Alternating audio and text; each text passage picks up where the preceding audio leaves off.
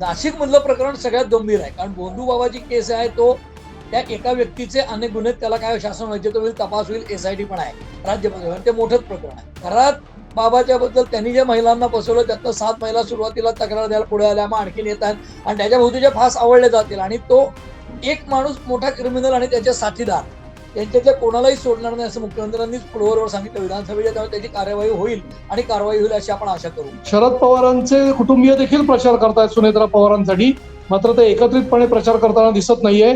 याच्या मागचं नेमकं राजकारण काय? सुनेत्रा पवारांच्या विरोधातला काँग्रेसच्या उमेदवारांनी माघार घेतल्यामुळे महाविकास आघाडीचा जिथे उमेदवार नाही तिथे महाविकास आघाडीचा नसताना आम्ही सुनेत्रांच्या विरोधात कशाला प्रचार करू. पण आज तरी सुनेत्रा पवार निवडून येतील हे उघड आहे आणि अकॉर्डिंगली हे लोक प्रचार करतायत.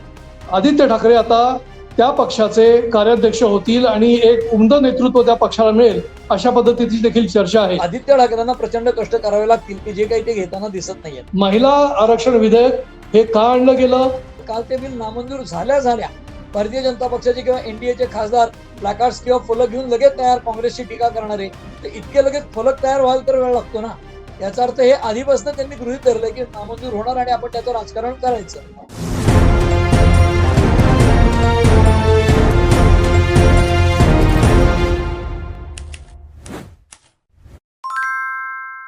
मंडळी नमस्कार.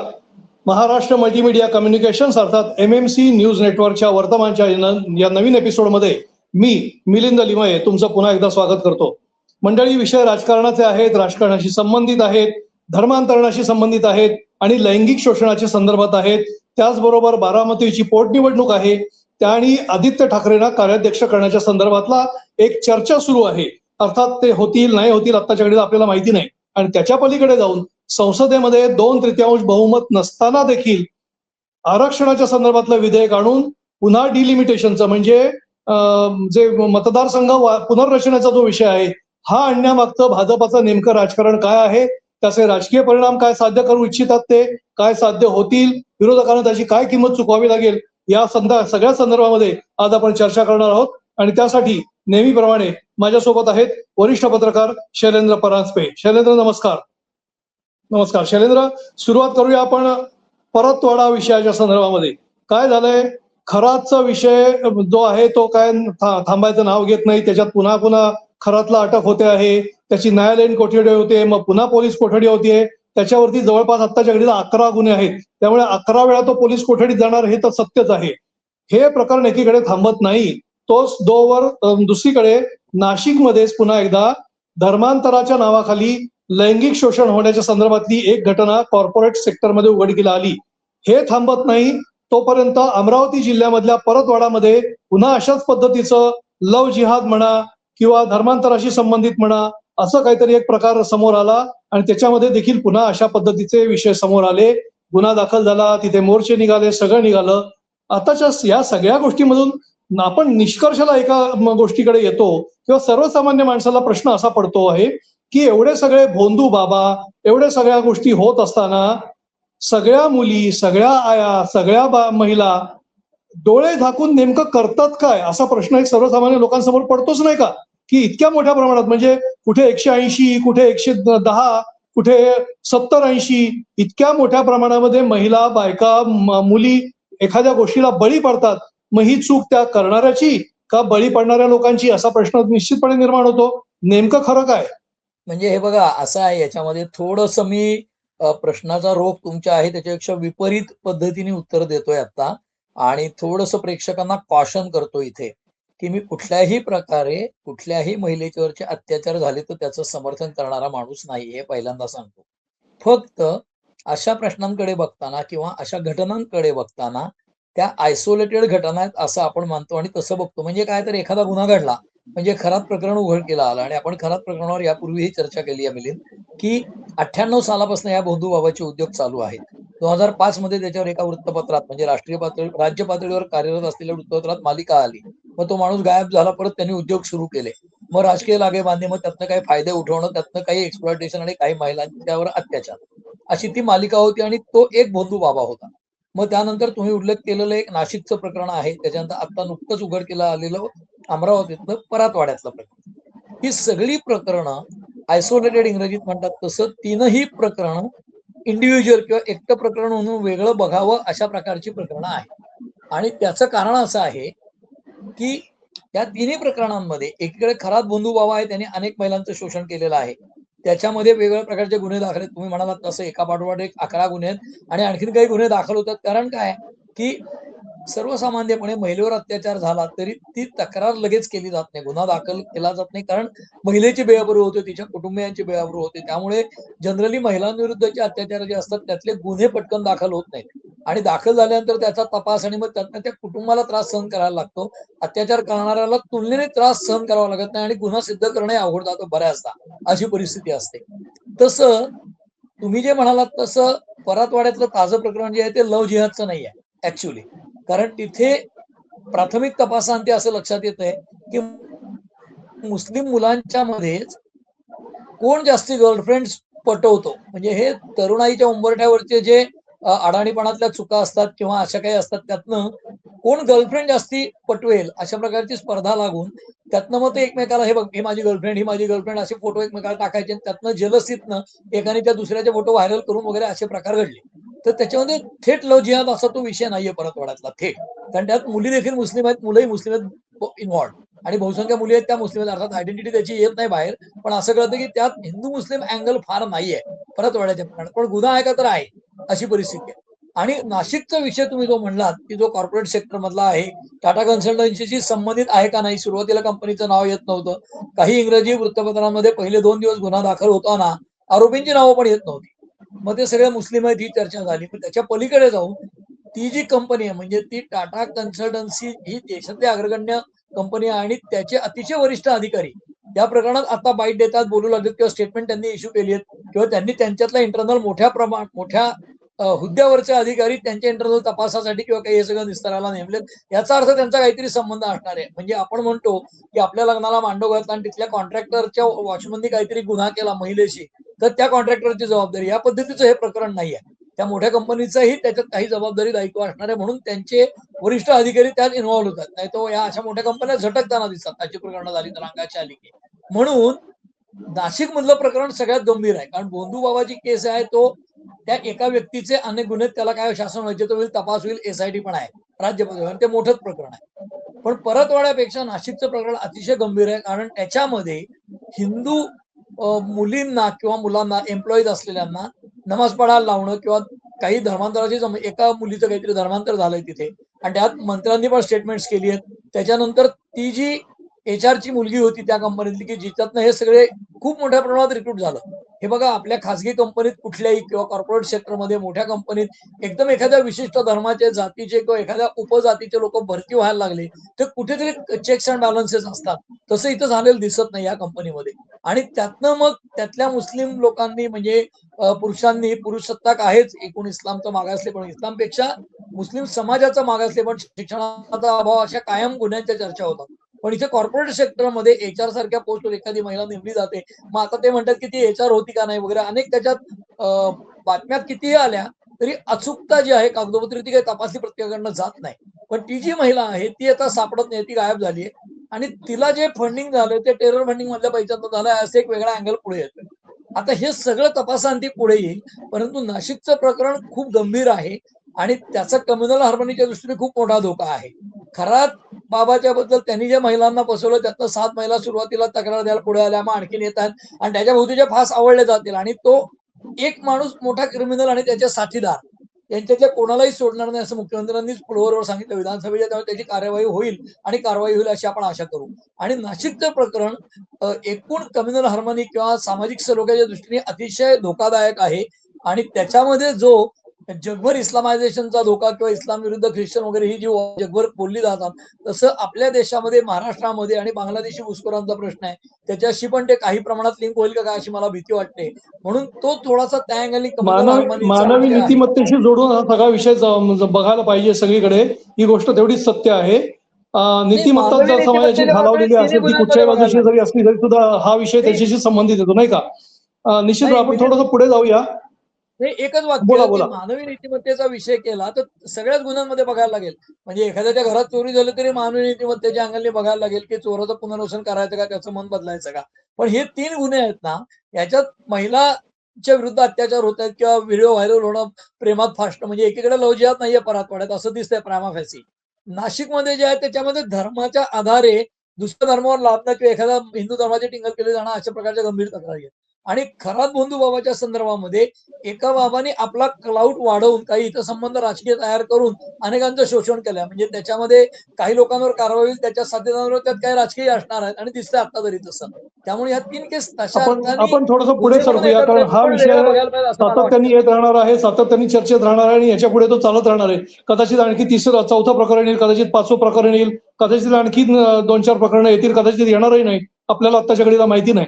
मात्र आपण थोडंसं पुढे सरकूया, राजकारणाकडे सरकूया. बारामतीची पोटनिवडणूक आहे, राहुरीची पोटनिवडणूक आहे. मात्र बारामतीची पोटनिवडणूक ही थोडीशी जास्त गाजते आहे. राहुरीची चर्चा फारशी होताना दिसत नाहीये. मात्र बारामतीमध्ये आपण जर पाहिलं तर पवार कुटुंबीय एकाच चिन्हाचा प्रचार करतात आणि तो आहे घड्याळाचा. म्हणजे अजित पवारांचं जे घड्याळ चिन्ह आहे, त्यांच्या पत्नी उभ्या आहेत सुनेत्रा पवार बारामतीच्या पोटनिवडणुकीसाठी. त्यांचा प्रचार करताना दिसतात, मात्र ते एकत्र येताना दिसत नाहीये. राष्ट्रवादी काँग्रेस प्रचार करते आहे, महायुतीचे नेते आहेत ते प्रचार करतायत, शरद पवारांचे कुटुंबीय देखील प्रचार करतायत सुनेत्रा पवारांसाठी. मात्र ते एकत्रितपणे प्रचार करताना दिसत नाहीये. याच्या मागचं नेमकं राजकारण काय आहे? 2 गोष्टी अशा आहेत, की त्यांनी एकत्र प्रचार केला तर दोन्ही राष्ट्रवादी एकत्र येणार ही चर्चा सुरू होते.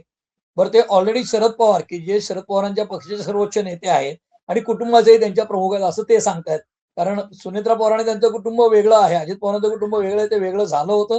आणि जेव्हा ते सरकारमध्ये सहभागी झाले देवेंद्र फडणवीस यांच्या, त्यावेळेला पवारांच्या कुटुंबियांकडनं, आणि जेव्हा सुनेत्रा पवार सुप्रिया सुळे निवडणूक झाली, अजित पवार विरुद्ध त्यांचे युगेंद्र पवार ही निवडणूक झाली असेंब्लीची, त्यावेळेलाही शरद पवारांच्या कुटुंबाकडनं, ते ज्याचे कुटुंब प्रमुख आहेत त्यांच्याकडनं हा प्रचार केला गेला की अजित पवार यांच्या मागे कुणीही नाही पवार कुटुंबातलं, त्यांचं कुटुंब वेगळं पडलंय.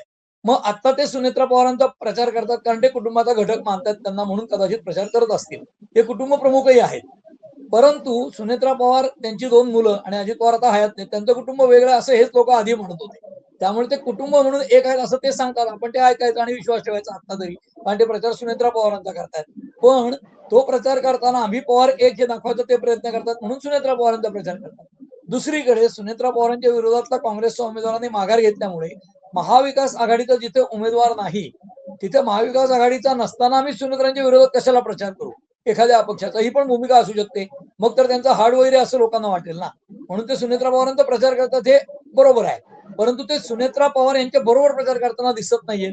याचा अर्थ 2 राष्ट्रवादी पक्ष एकत्र येण्याची प्रक्रिया आता तरी दिसत असेल असं वाटत नाही. हा एक भाग. दुसरा भाग असा की ती निवडणूक म्हणजे पोटनिवडणूक ही फोरगॉन कन्क्लुजन, म्हणजे त्याचा निर्णय काय होणार आहे आधीच माहिती आहे की सुनेत्रा पवार निवडून येणार आहेत. आणि त्यामुळे सुनेत्रा पवार तिथं इन्व्हॉल्ड असल्यामुळे निवडणुकीत अजित पवारांच्या पत्नी, त्याच्याकडे लोकांचं लक्ष लागतं. आणि राहुरीची निवडणूक तुलनेने तो मतदारसंघही तितकासा मोठा नाही, तिथे कर्डिले होते, त्यांचे चिरंजीव आहेत, आणि त्यामुळे त्या निवडणुकीकडे तितकंसं लक्ष लागलं नाही. वास्तविक तिथे शरद पवारांच्या पक्षाचा उमेदवार आहे, म्हणजे पण तिथे त्यांचा जो संभाव्य उमेदवार होता माजी मंत्री प्राजक्ता तनपुरे, तोच फडणवीसांच्या सांगण्यामुळे माघार घेत असेल तर तिथलाही निकाल काय लागणार आहे सगळ्यांना माहिती आहे. कर्डिले निवडून येतील असंच तिथेही चित्र आहे. त्यामुळे चर्चा बारामतीची होणार, कारण बारामती हा मोठा मतदारसंघ आहे, शरद पवारांचा बालेकिल्ला आहे, तेव्हा त्याची चर्चा होणार. म्हणून सुनेत्रा पवारांचा प्रचार शरद पवारांचं कुटुंब करत असलं, म्हणजे अदर दॅन सुनेत्रा पवारांचं कुटुंब, तरी ते एकत्र करत नाहीत हेच पुरेसं बोलकं आहे. दुसरीकडे जे छोटे मोठे उमेदवार आहेत त्याच्यात तुम्ही म्हणालात तसं उद्धव ठाकरे किंवा हे लोक प्रचार करतायत, तर त्याच्यामध्ये मला असं वाटतं की ते दाखवल्यासारखाच फक्त प्रचार करत असतील, या पलीकडे काही नाही. कारण असं की 29च्या निवडणुकीला समजा 4 पक्ष वेगळे लढले काय किंवा एकत्र लढले काय, तिथे अजित पवारांची ताकद असेंब्ली लेव्हलला आणि शरद पवारांचा बालेकिल्ला आहे.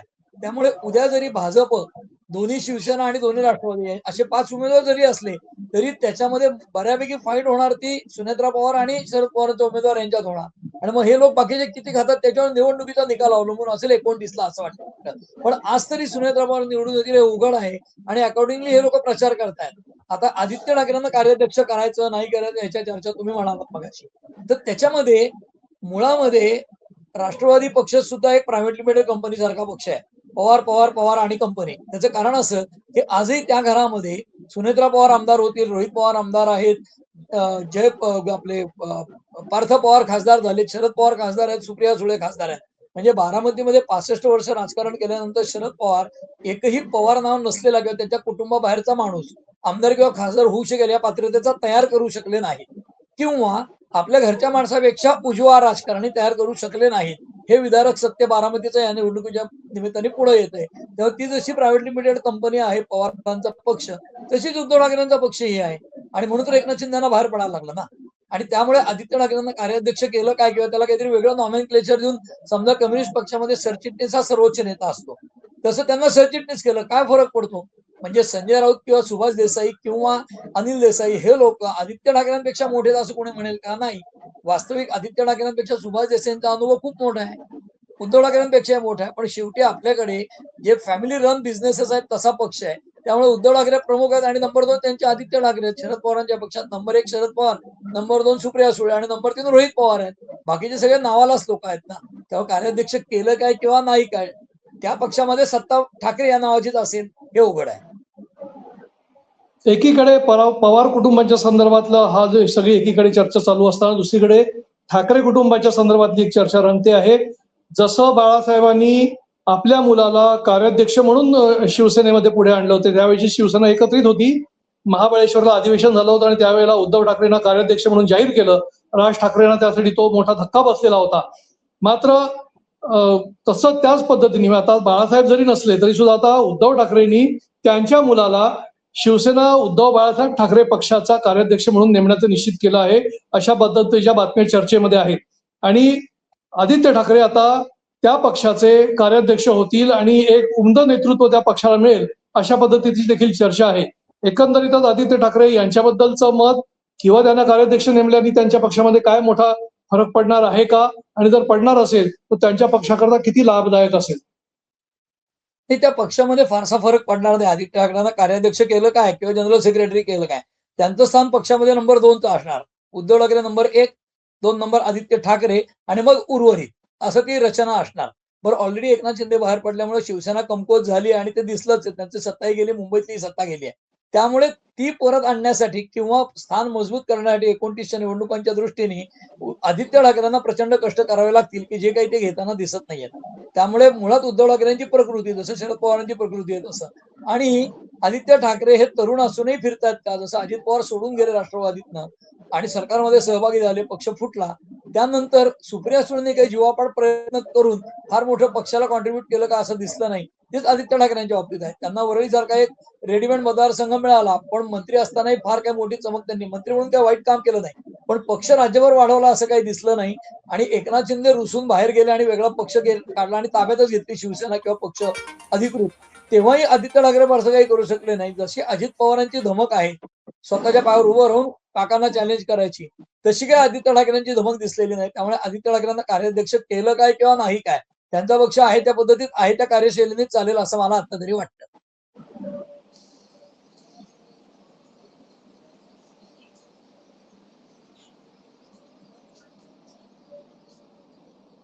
निश्चितपणे तुम्ही मगाशी आता म्हणाला त्याप्रमाणे आता या राजकारणाचा सगळा जो काय संदर्भ आहे तो एकमेकांशी कसा गुंतलेला आहे आपल्याला पाहावं लागेलच. आपण थोडंसं पुढे सरकूया. लोकसभेमध्ये किंवा संसदेमध्ये 2/3 बहुमत एनडीएचं नाहीये, हे सगळ्या अगदी जगाला माहिती आहे, स्वतः भाजपाच्या धुरीणांना देखील माहिती आहे. अशा परिस्थितीमध्ये घटना दुरुस्ती करण्यासारखी विधेयकं त्यांनी संसदेमध्ये का आणली? महिला आरक्षण विधेयक 2023 साली मंजूर झालेलं होतं.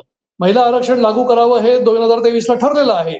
तरी सुद्धा पुन्हा एकदा जो मतदारसंघ पुनर्रचना आहे त्याच्याशी जोडून महिला आरक्षण विधेयक हे का आणलं गेलं? आपला पराभव होणार आहे, घटना दुरुस्ती होऊ शकणार नाहीये, आपल्याकडे 2/3 बहुमत नाहीये हे माहिती होतं, तरी सुद्धा हे का आणलं गेलं? याच्या मागचं नेमकं राजकारण काय? हे बघा, 2 गोष्टी अशा आहेत की मी यापूर्वीही आपल्याकडे राजकीय गुंतागुंतीचा विषय थोडे समजावून सांगताना असं मत व्यक्त केलं होतं आणि ते आपल्या प्रेक्षकांसाठी सांगतोय की या प्रत्येक विषयामध्ये प्रत्येक वेस्टेड इंटरेस्ट वाल्या पार्टीचा म्हणजे ज्यांचे हितसंबंध गुंतलेले आहेत त्या व्यक्तींचा किंवा पक्षांचा काय फायदा आहे, हा जर निकष लावला तर आपल्याला हे विषय गुंतागुंतीचे समजायला सोपं जातं किंवा तुलनेने कमी गुंतागुंतीचे होतात. म्हणून आता तुम्ही म्हणालात त्याप्रमाणे एनडीए किंवा भाजप प्रणित आघाडी जी आहे त्या आघाडीला 2/3 मेजॉरिटी म्हणजे 550 मध्ये त्यांना 2/3 म्हणजे साधारणपणे 18 त्रिक 54 म्हणजे 360च्या वर खासदार नाहीत त्यांच्याकडे. 350-400 खासदार नाहीत 2/3 म्हणायला. आणि तरी देखील त्यांनी बिल असं आणलं किंवा विधेयक असं आणलं की ज्याला 2/3 बहुमत लागेल. याचा अर्थ काय? जर समजा महिलांना आरक्षण द्यायचंय आणि ते सुद्धा कसं द्यायचंय, तर यापूर्वी 23 मध्ये जे मंजूर झालं बिल, त्याच्यावर राष्ट्रपतींची स्वाक्षरी 2 दिवसापूर्वी झाली आहे. त्याचं कारणच हे आहे की ते बिल कुठलाही कायदा केला तर तो पूर्वलक्षी प्रभावाने लागू होत नाही, ना फ्युचरिस्टिक लागू होत. म्हणजे आज कायदा केला तर तो पुढे चालू राहणार आहे. परंतु आज 1/3 जागा जर महिलांना राखीव झाल्या तर ते आज जी लोकसभेची ताकद आहे, संख्या आहे 550ची, त्याच्यात 1/3 होते. पण यांनी कायदा आत्ता करताना विशेष अधिवेशन घेतलं, हे विशेष पहिल्यांदा. म्हणजे आता पावसाळी अधिवेशन संपलेलं आहे, आता ह्याच्यानंतरचं हिवाळी अधिवेशन आहे.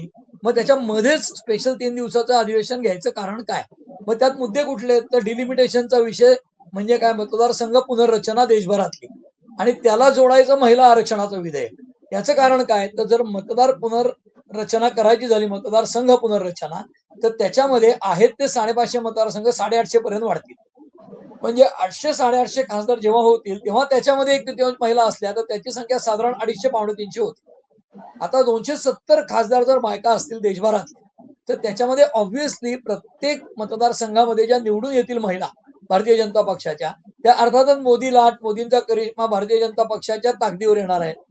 त्या ज्या येतील, म्हणजे एकूण जर त्यांना बहुमत मिळालं उद्या 850 मध्ये 425 खासदार, त्यातल्या जर त्यांच्या 200 महिला असतील तर त्या सगळ्या मोदींच्या पाठीशी राहतील.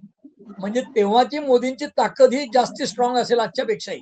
म्हणजे आजही खासदार त्यांच्या पाठीशी आता आहेत सगळे भाजपचे, पण ते आघाडीचं सरकार आहे.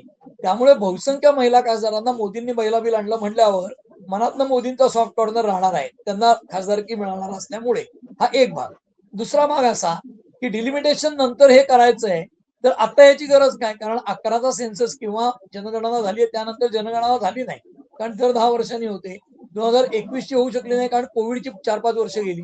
म्हणून आता जी जनगणना होईल त्याचे निकाल यायला आणखी 5-7 वर्ष लागतील. म्हणून 2029ला या गोष्टीचा फायदा मिळणार नाही. मतदारसंघ पुनर्रचनेला ते लागू होणार नाही, कारण संघ पुनर्रचना करणं अवघड जाईल, कारण सेन्सस नाहीये तुमच्या हातात किंवा जनगणनेचे आकडे नाहीयेत. मग त्याच्याशी जोडून आत्ताच ते बिल आणायचं, म्हणून त्याला काँग्रेसचा विरोध आहे.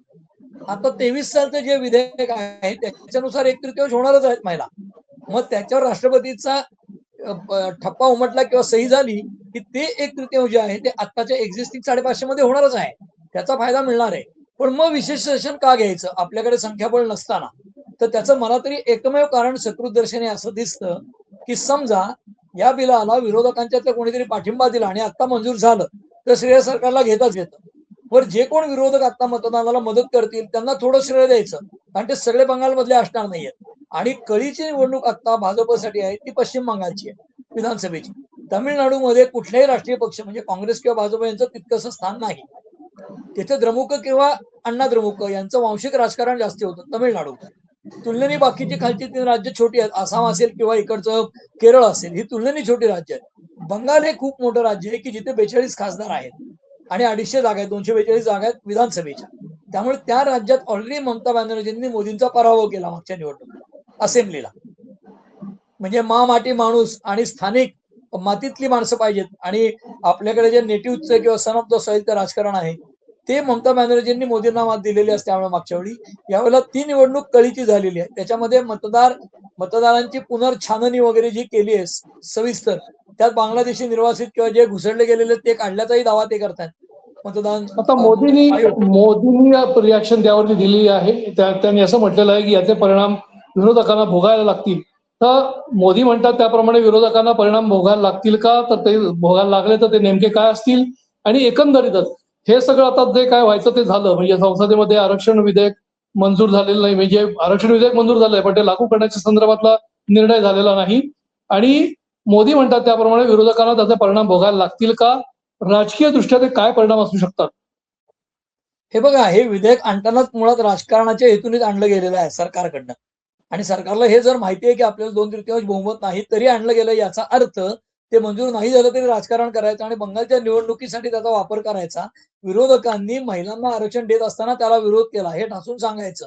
तर प्रचार यंत्रणा भाजपकडे मोठी आहे आणि ते ठासून सांगतील, पंतप्रधान सांगतील, अमित शहा सांगतील, आणि 5 दिवस शेवटचे प्रचाराचे तिथं हीच रणधुमाळी होईल की महिला आयोग बिलाला विरोध करणारे विरोधक आहेत आणि आम्ही त्याचे समर्थक आहोत. दुसरीकडे काल ते बिल नामंजूर झाल्या भारतीय जनता पक्षाचे किंवा एनडीएचे खासदार प्लॅकार्ड्स किंवा फलक घेऊन लगेच तयार काँग्रेसची टीका करणारे, तर इतके लगेच फलक तयार व्हायला तर वेळ लागतो ना. याचा अर्थ हे आधीपासून त्यांनी गृहीत धरलंय की नामंजूर होणार आणि आपण त्याचं राजकारण करायचं. मंजूर व्हायला विरोधकातलं कोणीतरी फुटायला लागलं असतं, म्हणजे विरोधक फोडले याचं श्रेय मिळतं, प्लस बंगालच्या निवडणुकीला फायदा होतो. म्हणून पूर्ण राजकीय अंगाने ते विधेयक आणलं होतं. तांत्रिकदृष्ट्या सरकारचा पराभव असतो बिल नामंजूर होणं, पण लगेच काही मोदींचं सरकार राजीनामा दिला असं मला वाटत नाही. पण बंगालच्या निवडणुका जिंकण्यासाठी ते वाटेल त्या थरात जाऊन वाटेल ते करू शकतात आणि त्याचं प्रत्यंतर आपल्याला येत्या काही दिवसात येईल, हे मात्र नक्की. बरोबर आहे. मला एक सांगा की आता या संदर्भातलं जे काय राजकारण व्हायचं ते होईल, पुढेही चालत राहील. आणखी मुद्दा एवढाच आहे, आत्ताच्या घडीला 2021 ची जनगणना व्हायची होती, ती अद्याप झालेली नाही. ती 2027 ला सुरू होणार आहे. प्रत्यक्षात त्याची जनगणनेचा विषय 2027 आहे. मग 2029 ला जे काय लागू व्हायचं होतं, म्हणजे 2029 पासून 1/3 33% जे आरक्षण महिलांना लागू व्हायचं होतं ते होईल का? त्याच्या आधी मतदारसंघ पुनर्रचना होऊन ते लागू व्हायचं आहे, नाही का? 543 वरून 850 वरती संख्या न्यायची आहे आणि मग महिलांना त्याच्यामध्ये 1/3 आरक्षण द्यायचं आहे आणि मग जनगणना आधी पूर्ण होईल. त्याच्यानंतर पुनर्रचना आयोगाची स्थापना होईल. पुनर्रचना आयोग त्याची फेररचना करेल मतदारसंघांची आणि मग त्याच्यानंतर आरक्षण लागू होईल. हे सगळं 2029 ला शक्य होईल? नाही, त्याच्यामध्ये असं आहे की मुळामध्ये 23 साली जे विधेयक पारित केलंय त्याच्यावर राष्ट्रपतींची मोहर परवा उमटली आहे. त्यामुळे 1/3 मतदारसंघ हे महिलांसाठी राखीव होतील आणि ते आत्ताच्या आहे त्या 550च्या आकड्यामध्ये होईल असं माझं आकलन आहे. मी जे काही 4 लोकांचं ऐकतो त्याच्यावर तज्ज्ञांचं. आणि त्याच्यामध्ये आपण पत्रकार म्हणून अभ्यास करताना मला आत्ता माझं असा समज आहे की 2023 ला जे बिल मंजूर झालंय त्या बिलाला राष्ट्रपतींची मंजुरी मिळाली की त्याचं कायद्यात रूपांतर होतं. ते परवा नोटिफिकेशनला सही झालेली आहे त्यांची. त्यामुळे येणाऱ्या निवडणुकीत आत्ताची जी स्थिती आहे त्या स्थितीमध्येच 1/3 आरक्षण येईल. म्हणजे आत्ताचे जे 550 मतदारसंघ आहेत, 500 काय 42-45, त्याच्यामध्ये 1/3 महिला येतीलच, आहे त्या स्थितीतल्या मतदारसंघात. तेव्हा त्याच्यासाठी वेगळ्या सेन्ससची गरज नाही. पण सेन्सस नुसार जी मतदार पुनर्रचना करायची मतदारसंघ ते आता बिल फेटाळलं गेलंय. त्यामुळे 800 जागा वाढीव होणं जे आहे ते आता होणार नाही. त्याला वेळ लागेल, कारण त्याला सेन्ससचे आकडे लागतील. तो एक्झरसाइज 8-10 वर्ष चालेल, म्हणजे 26-27 पासून ते 37 पर्यंत. त्यामुळे ते तेव्हा 850चा विषय येईल. पण 29 साली 1/3 महिला जरी आल्या तरी त्याचा फायदा भारतीय जनता पक्षाला मिळेल. आणि आत्ताच्या बंगालच्या निवडणुकीमध्ये प्रचारामध्ये विरोधकांनी महिला बिलाला विरोध केला, या राजकारणाचा फायदा मिळेल असे आडगे बांधून हे बिल आणलं गेलंय. त्यामुळे 29च्या निवडणुकीला 1/3 महिला खासदार येऊ शकतील 550 मध्ये. 850 वाढून त्यात येणं याला 8-10 वर्ष लागतील असं मला वाटतं. निश्चितपणे मंडळी, एक गोष्ट लक्षात घेण्याची आवश्यकता आहे, राजकारणाचे किती वेगवेगळे कंगोरे या निमित्ताने समोर येतात पहा. विरोधकांचं राजकारण वेगळं, सत्ताधाऱ्यांचं राजकारण वेगळं आणि या सगळ्या राजकारणामध्ये सर्वसामान्य जनता मात्र शटल कॉक झाल्यासारखं इकडून तिकडे बघत राहते, पाहत राहते आणि त्यातून नेमकं काय साध्य करायचं, की नेमकं याचा अर्थ काय आणि त्याचा अर्थ काय हेच लावत बसण्याचा प्रयत्न करते आहे. एकंदरीतच महिला आरक्षणाचा गाजर मोठ्या प्रमाणामध्ये दाखवलेला आहे. 2023 ला ते मंजूर झालेलं आहे. प्रत्यक्षात ते लागू होण्याची शक्यता मला तरी जवळपास शक्य वाटत नाही सध्या 2029 ला. मग ती 2034 ला लागू होणार की काय, मग त्याच्या आधी डिलिमिटेशन होईल का नाही, हे सगळे प्रश्न सध्या अनुत्तरित आहेत. या प्रश्नांची स्पष्ट उत्तरं अद्यापपर्यंत कोणीच दिलेली नाहीत, ना देऊ इच्छितात. राजकारण जे आहे या सगळ्याचाच खेळाचा भाग आहे किंवा हे सगळं म्हणजेच राजकारण आहे असं समजायला काय हरकत नाही. आपण आज जी काय चर्चा केली ही तुम्हाला कशी वाटली हे आम्हाला आमच्या कमेंट सेक्शन मध्ये जाऊन सांगा. आमचा व्हिडिओ अधिकाधिक लाईक करा, शेअर करा आणि आमचं चॅनल सबस्क्राईब करायला अजिबात विसरू नका. धन्यवाद.